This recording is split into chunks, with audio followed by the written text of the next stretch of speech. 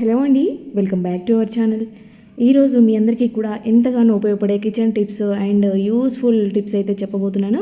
So video ఎక్కడ skip చేయకుండా చివరి దాకా చూడండి. వీడియో నచ్చితే మాత్రం ప్లీజ్ లైక్ చేయండి. అలాగే ఫస్ట్ టైం చూస్తున్న వాళ్ళైతే సబ్స్క్రైబ్ చేసుకోండి ఫ్రెండ్స్. ఇక్కడైతే చూపిస్తున్నాను చూడండి, వైట్ కర్చీఫ్ మీద చూపిస్తున్నాను, మీకు క్లియర్గా కనపడాలని. మామూలుగా రెగ్యులర్గా షర్ట్లో పెన్ పెట్టుకునే వాళ్ళకి అలవాటు ఎక్కువగా ఉంటుంది కదా, పిల్లలైనా సరే వైట్ యూనిఫామ్ వేసుకున్నా కూడా బట్టల పైన ఇలా పెన్ మరకలు పడతా ఉంటాయి.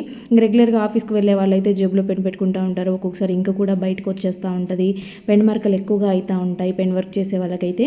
సో అట్లాంటి అప్పుడు మీరు ఎక్కువ ఇబ్బంది పడకుండా, పెన్ మార్కలు అంతా గలీజ్గా లేకుండా ఇలాగా జస్ట్ డెటాల్ తీసుకొని కొంచెం వేసేసి దాని మీద ఇలా స్ప్రెడ్ చేసేసి, మీరు రెగ్యులర్గా మిషన్ వాష్ అయితే మిషన్ వాష్లో, లేకపోతే బట్టలు చేత్తో ఉతికే వాళ్ళైతే చేత్తో రెగ్యులర్గా ఎట్లా ఉతుక్కుంటారో అలాగే ఉతికేసేయండి. ఫస్ట్ అయితే డెటాల్ దానిపైన వేసేసి కొంచెం ఇలా స్ప్రెడ్ చేశారంటే చూడండి, అసలు ఎక్కడ పెన్ మరక ఉంది అని కూడా అనిపించట్లేదు, అంత నీట్గా పోయింది కదా. జస్ట్ దాని మీద వేస్తే చాలు, ఆ పెన్ ఇంక్ అంతా స్ప్రెడ్ అయితే మొత్తం వెళ్ళిపోతుంది అనమాట. ఒకసారి మనం ఇలా రఫ్ చేసామంటే నీట్గా పోతుంది. ఇంకా మీరు రెగ్యులర్గా మిగతా బట్టలతో పాటు కలిపి వాష్ చేసేసుకోవచ్చు అనమాట. సో ఇది ఇట్లా పిల్లల యూనిఫామ్ల మీద కూడా ఈ డెటాల్ వేయడం వల్ల వాళ్ళకి హైజీన్గా కూడా ఉంటాయి, బట్టలు అనేవి రెగ్యులర్గా వేసుకుంటూ ఉంటారు కాబట్టి. సో ఈ టిప్ అయితే చాలా బాగా వర్కౌట్ అవుతుంది, ఒకసారి ట్రై చేయండి. ఇది ఓన్లీ షర్ట్స్కి ఇట్లా క్లాత్కి కాకుండా హ్యాండ్ బ్యాగ్స్కి కూడా చాలా బాగా యూజ్ అవుతుంది, ట్రై చేసి చూడండి. ఇంకా నెక్స్ట్ వచ్చేసి మనమైతే ఇంట్లో పీలర్స్ ఇవి రెగ్యులర్గా యూజ్ చేస్తూ ఉంటాం కదా, వంట చేసేటప్పుడు ఖచ్చితంగా మనకి అవసరం వస్తూ ఉంటాయి. ఒక్కోసారి ఏంటంటే ఇవి షార్ప్నెస్ అనేది తగ్గిపోయి మనకి మనం పీల్ చేస్తున్న టైంలో మందంగా రావడము, లేకపోతే ఆగి ఆగి రావడం లాంటివి జరుగుతూ ఉంటాయి. సో అలాంటప్పుడు మీరు జస్ట్ మన ఇంట్లో ఉండే ఒక కాయిన్ తీసుకొని దీనిని ఇలాగా రఫ్ చేయండి. ఇలా మీరు చేస్తున్నప్పుడు ఏంటంటే ఈ కాయిన్తో రఫ్ చేస్తున్నప్పుడు అది మంచిగా షార్ప్నెస్ వస్తుంది అనమాట దానికి. సో మనం ఏదైనా పీల్ చేసుకుంటున్నామంటే అది పలుచగా లేయర్ లేవడానికో లేదంటే సన్నగా రావడానికి చేసుకుంటూ ఉంటాము. కానీ ఇది షార్ప్నెస్ తగ్గిపోతే ఏంటంటే మందంగా వస్తూ ఉంటాయి, మనకు కొంచెం పని ఇబ్బంది అవుతూ ఉంటుంది. ఒక్కోసారి చేయి గీక్కుంటూ ఉంటుంది, అది సరిగా రాక పట్టేసుకున్నట్టు అయ్యి మనం ఇట్లా ఫోర్స్గా లాగడం వల్ల చేయి కూడా ప్రాబ్లం వస్తూ ఉంటుంది. అట్లా లేకుండా మంచిగా షార్ప్ అవుతాయి. ఇక్కడ సీజర్స్ లేదంటే ఇలా చాకులు ఉంటాయి కదా, మనము చాకులు కట్ చేస్తూ ఉన్న టైంలో సడన్గా మనకి అబ్బా ఇదేంది తెగడం లేదు, మొద్దు బారిపోయింది అనిపిస్తూ ఉంటుంది. కానీ ఇంకా మనం ఓపికగా మళ్ళీ ఏదో తీసుకొని దాని మీద నూరి ఇదంతా చేసే ప్రాసెస్ అంతా ఉండదు. కాబట్టి మనకి అప్పటికప్పుడు ఎమర్జెన్సీగా మనకి చాకులు షార్ప్గా అవ్వాలంటే ఇలాగా ఇంకో చాకుని ఏదైనా తీసుకొని, చాకుని కానీ లేదంటే ఏదైనా స్పూన్ని కానీ తీసుకొని మీరు ఇలా షార్ప్ చేశారంటే చాకు అయితే బెటర్. రెండు చాకులను కలిపి ఇలా నూరారంటే అది తొందరగా షార్ప్నెస్ వచ్చేస్తుంది అనమాట. మనకి చాలా సింపుల్గా అయిపోతుంది, మనం ఇంకేదో పెట్టుకొని ఇంకేదో చేయాల్సిన పని లేకుండా జస్ట్ ఇలా రఫ్ చేసామంటే చాలా షార్ప్గా అవుతాయి, మన పని ఈజీ అవుతుంది అనమాట. ఒకసారి ఇలా ట్రై చేయండి. ఇంకా నెక్స్ట్ వచ్చేసి మనకైతే ఇంట్లో బూజు పురుగులు అబ్బబ్బా అనిపిస్తూ ఉంటాయి. ఒకరోజు తుడిస్తే నెక్స్ట్ డే చూసేసరికి ఎక్కడో అక్కడ బూజు కనపడతానే ఉంటుంది. అట్లా బూజు లేకుండా ఎక్కువ రోజులు మనకి బూజు కనపడకుండా ఉండాలన్నా, లేదంటే ఎక్కడ పడితే అక్కడ బల్లులు గుడ్లు పెట్టేస్తూ ఉంటాయి, కిటికీల గ్యాప్లలో పెట్టేస్తే మనం చూడకుండా కిటికీలు వేయడము, తోసేయడము ఇలాంటివి చేస్తూ ఉంటాం. లేదంటే ఏదైనా ఫొటోస్ ఉన్నా లేదంటే ఏవైనా బొమ్మలు ఉన్నా వాటి వెనకాల ఉంటాయి, మనం చూడకుండా బూజు దులపడము, కసు దోయడం లాంటివి చేసినప్పుడు పగిలిపోతూ ఉంటాయి. ఇట్లా పిల్లలు ఎక్కడ పడితే అక్కడ ఉంటే బల్లులు దేంట్లో పడిందో అనే భయం వేస్తూ ఉంటుంది. అట్లా లేకుండా బూజు పురుగులకి బల్లులకి రెండింటికి కూడా ఒక సొల్యూషన్ అనమాట ఇది. ఇలా గిన్నెలో వాటర్ తీసుకొని దాంట్లోకి అయితే ఒక 2 కర్పూరం బిళ్ళల్ని వేయండి. కర్పూరం స్మెల్ ఎంత ఘాటుగా ఉంటుందో మీకు తెలుసు కదా. సో దాంట్లోకి కొంచెంగా డెటాల్ వేయండి. డెటాల్ అనేది మనకి ఈ బూజు పురుగులు రాకుండా ఉండడానికి చాలా బాగా వర్కౌట్ అవుతుంది. ఇది ఇక్కడ చూసారు కదా, నేను జస్ట్ ఒక హాఫ్ మూత కన్నా కొంచెం తక్కువే వేసాను, అంటే నేను కొంచెమే వాటర్ తీసుకున్నాను కాబట్టి దీనిలోకి ఒక 2 కర్పూరం బిళ్ళలు, కొంచెం డెటాల్ వేసాను. ఏదైనా పాతది క్లాత్ తీసుకొని, కాటన్ క్లాత్ ఏదైనా ఉంటుంది కదా, లేదంటే పిల్లల టీ షర్ట్స్ కానీ ఇలాంటివి ఉంటాయి కదా, సో ఏదైనా సరే ఒకటి మంచిగా నీట్గా ఉన్నదంటే మరీ మురికి పట్టేసిందో లేదంటే కిచెన్లో వాడిన మసిగుడ్డలో అయితే మళ్ళీ అంత కొంచెం డిఫరెంట్ స్మెల్ వస్తుంది. సో అట్లా కాకుండా మంచిగా నీట్గా ఉన్న క్లాత్ని తీసుకొని మీరైతే దీనిని ఇలాగ వాటర్లో ముంచేసి బాగా డిప్ చేసేసి దాని ఫ్లేవర్ అంతా, అంటే దాని వాసన అంతా దీనికి పట్టేలాగా ఇలా పెట్టేసుకున్న తర్వాత బయట మీరు నీళ్లు తోసుకునేది కానీ లేదంటే వైపర్స్ ఉంటాయి కదా, రెగ్యులర్గా ఇప్పుడు అందరూ యూజ్ చేస్తూనే ఉన్నారు కదా. సో ఇదేంటంటే కొంచెం వెడల్పుగా ఉంటుంది, చాలా తొందరగా సింపుల్గా అయిపోతుంది అనమాట పని. మామూలుగా ఏదైనా కర్రకు పెట్టుకోవడం కన్నా కూడా ఇలా వెడల్పుగా ఉండే వైపర్ కానీ ఇలాంటి బ్రష్కి కానీ పెట్టుకున్నారు అని అంటే మీకు చాలా సింపుల్గా అయిపోతుంది అనమాట. వెడల్పుగా ఉంటుంది కాబట్టి నీట్గా తోయడానికి అవుతూ ఉంటుంది, అదంతా కూడా తుడిచినట్టుగా వస్తుంది అనమాట. సో ఇట్లా మీరు తడిపెట్టుకున్న ఈ క్లాత్ని తీసేసుకొని దీంట్లోకి పెట్టేసి మీరు మొత్తం నీట్గా చుట్టేసుకోవాలన్నమాట. నేనైతే ఇక్కడ కంప్లీట్గా దీన్ని ముడి కట్టేసినట్టు చేయడం లేదు.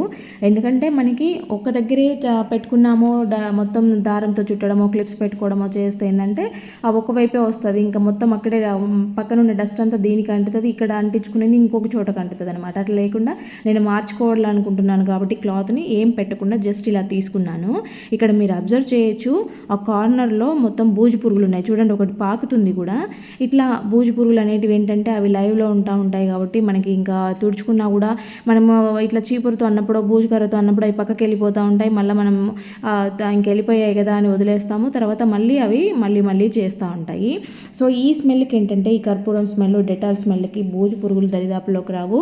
బల్లులు అయితే ఇంకా మీకు కనపడను కూడా కనపడవు. ఒకసారి ఇలా ట్రై చేసి చూడండి, ఖచ్చితంగా వర్కౌట్ అవుతుంది. ఇది అన్ని కార్నర్స్లో ఇక్కడ ఫొటోస్ ఉంటాయి, ఫొటోస్ వెనకాల ఇలా క్లాత్తో తుడిచేసేయండి. మనం నీళ్ళు గట్టిగా పిండుతాం కాబట్టి గోడలకు ఏదైనా ప్రాబ్లం వస్తుందా, మరకలు పడతాయి అనే ఆలోచన మీకు అవసరం లేదు. అందుకే మంచిగా వాష్ చేసిన క్లాత్ తీసుకోమని చెప్పిన. సో ఇంకా ఇక్కడ చూడండి ఎంత నీట్గా వచ్చేసిందో. ఇక్కడ మనకి రూమ్లో కూడా మంచి స్మెల్ వస్తూ ఉంటుంది వీటి వల్ల.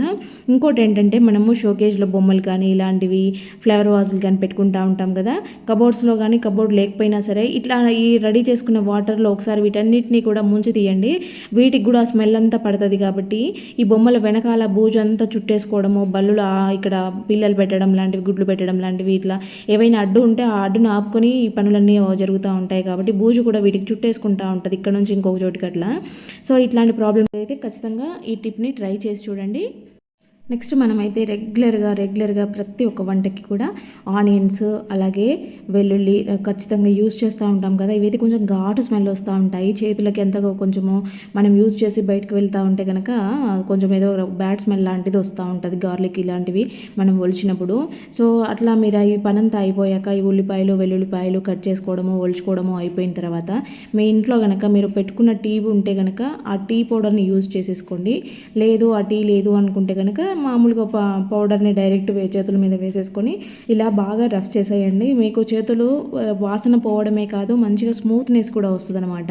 అంటే ఆల్రెడీ మీరు పెట్టుకున్న టీ ఉంటే వడకట్టిన టీ పౌడర్ ఉంటే అది వాడుకోండి, అది లేదంటే కనుక ఇలాగా కొంచెం టీ పొడి చేతిలోకి వేసుకొని కొంచెం వాటర్ వేసుకొని మీరు చేతులకు రఫ్ చేసుకున్నారని అంటే చేతులు మంచిగా స్మూత్గా అవుతాయి. ఇంకోటి ఆ బ్యాడ్ స్మెల్ ఏది లేకుండా మీకు నీట్గా ఉంటాయి అనమాట. ఈ టిప్ అయితే బాగా వర్కౌట్ అవుతుంది, ఒకసారి ట్రై చేసి చూడండి. ఇంకా నెక్స్ట్ వచ్చేసి ఇంకా సమ్మర్లో మనమైతే ఎన్ని కష్టాలు పడుతూ ఉంటామో ఈ వేడిని తట్టుకోవడానికి కదా.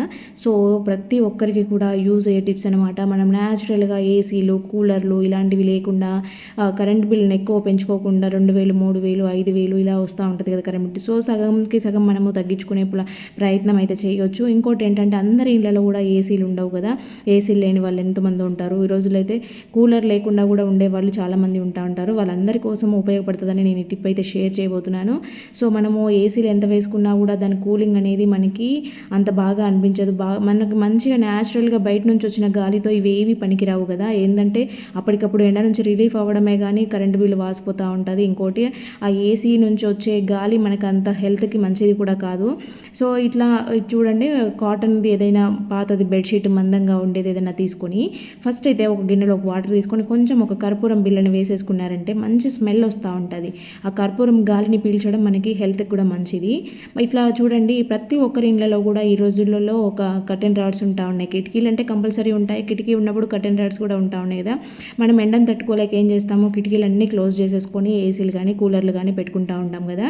సో అట్లా కాకుండా ఇలాగా ఒక మంచి బెడ్షీట్ తీసుకొని అంటే మందంగా ఉండేది ఏదైనా బెడ్షీట్ తీసేసుకొని మనము కిటికీకి కర్టెన్ రాడ్ మీద వేసుకున్నామంటే బయట నుంచి ఆటోమేటిక్గా గాలి వస్తూ ఉంటుంది. కిటికీ లోపల పెట్టేసుకుంటే బయట నుంచి గాలి వస్తూ ఉంటుంది. మనకి ఇక్కడ ఇది తడిచి ఉంటుంది కాబట్టి ఈ తడి గాలి అనేది మనకి ఇంట్లోకి వస్తూ ఉంటుంది, అంటే చల్లగాలి వస్తూ ఉంటుంది. బయట న్యాచురల్గా ఉండే గాలితో పాటు మనకి చల్లగా వస్తూ ఉంటుంది. ఫ్యాన్ ఒకటిలో కానీ రెండులో కానీ పెట్టుకొని వేసుకున్నారనంటే ఇంకా రూమ్ అంతా కూడా మంచిగా చల్లగా ఉంటుంది. సో ఇదేంటంటే అందరికీ కూడా వర్కౌట్ అవుతుంది. జస్ట్ అందరి ఇళ్ళలో బెడ్షీట్స్ ఉంటాయి. జస్ట్ వాటర్లో మనం తడిపేసుకొని ఒక కర్పూరం బిళ్ళ వేసుకున్నామంటే ఆ వాసన కూడా మంచిగా వస్తూ ఉంటుంది.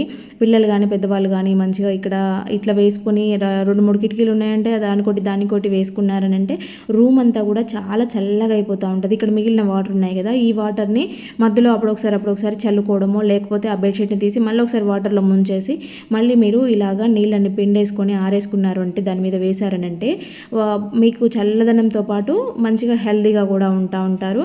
సో కరెంట్ బిల్ కూడా మీకు చాలా వరకు ఆదా చేసేసుకోవచ్చు. అంతంత బిల్ వస్తూ ఉంటే మీకు తర్వాత కూడా ప్రాబ్లం వస్తూ ఉంటుంది కాబట్టి. నెక్స్ట్ టిప్ వచ్చేసి చీపురు అనేది మనకి ఎంత నీట్గా ఉంటే కసు అంత బాగా వస్తుంది కదా. సో మనము నీట్గా కసు దోసుకుంటే మాప్ పెట్టుకునే పని కూడా లేకుండా, అంటే రెగ్యులర్గా మాప్ పెట్టకపోయినా కూడా రెగ్యులర్గా ఊడ్చుకుంటా ఉంటే సరిపోతూ ఉంటుంది. నీట్గా ఊడిస్తే చీపురు బాగుంటే మనకి మంచి సన్నటి దుమ్ము కూడా ఈజీగా వచ్చేస్తుంది అనమాట. సో కానీ ఈ చీపురు ఏంటంటే ఎక్కువగా ఏదైనా తేమగా ఉన్నప్పుడు దాంట్లో పెట్టడమో, లేకపోతే పిల్లలు ఇంట్లో ఉంటారు కాబట్టి అదొకటి కింద పడేయడము, అట్లాంటి తుడిచినప్పుడు ఏంటంటే దానికి అంతా డస్ట్ లాగా పేరుకొని అంత దుమ్ముగా ఉంటుంది. దానికి సగం మట్టి వస్తుంది, సగం మట్టి రాకుండా బండలపైనే ఉంటుంది అనమాట. అట్లా లేకుండా అప్పుడప్పుడు ఎప్పుడైనా ఒకసారి దీనిని ఇలా క్లీన్ చేసుకున్నారు అంటే మీకు సన్నటి దుమ్ముతో పాటు మంచిగా నీట్గా తుడుచుకున్నట్టే ఉంటుంది అనమాట. దానికి చీపురు కూడా పాడవకుండా ఉంటుంది, ఎక్కువ రోజులు వస్తుంది. అలాగే దాంట్లోకి చీమలు పట్టడము ఇలాంటివి లేకుండా ఉంటాయి. చీపురు అనేది ఎప్పుడు నీట్గా ఉంటుంది అనమాట. సో బకెట్లో కొన్ని వాటర్ తీసేసుకొని ఫస్ట్ అయితే కొంచెం డెటాల్ వేసుకున్నాను, ఒక పావు ముద్ద డెటాల్ వేసుకొని. ఈ లిక్విడ్ అయితే నేను ఇంట్లో ప్రిపేర్ చేసుకున్నాను, ఫ్లోర్ క్లీన్ చేసే లిక్విడ్ అనమాట. ఆల్రెడీ వీడియో అప్లోడ్ చేశాను, ఎవరికైనా ఇంట్రెస్ట్ ఉంటే ఒకసారి ఛానల్లో చెక్ చేయండి.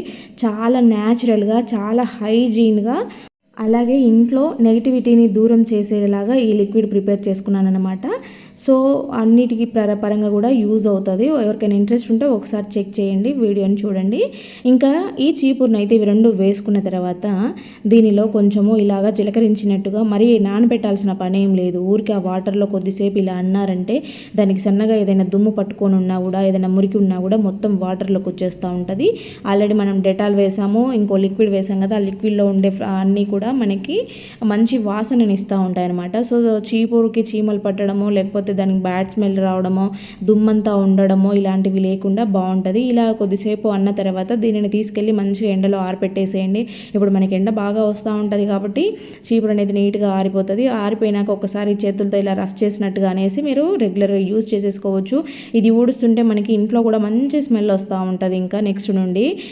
సో ఇట్లా ఒకసారి ట్రై చేయండి ఫ్రెండ్స్. మరి వీడియో చూసారు కదా, వీడియో నచ్చితే మాత్రం ప్లీజ్ లైక్ చేయండి. అలాగే మీరు ఇచ్చే ఒక లైక్ వల్ల ఇంకొంతమందికి మన వీడియో సజెస్ట్ అవుతుందన్నమాట. ఛానల్ని ఫస్ట్ టైం చూస్తున్న వాళ్ళైతే ప్లీజ్ సబ్స్క్రైబ్ చేసుకొని బెల్ సింబల్ యాక్టివేట్ చేసుకోండి. అలాగే దీంట్లో ఏ టిప్ బాగా నచ్చిందనేది కామెంట్ పెట్టడం మాత్రం అస్సలు మర్చిపోవద్దు. ఓకే అండి, థ్యాంక్ యూ ఫర్ వాచింగ్.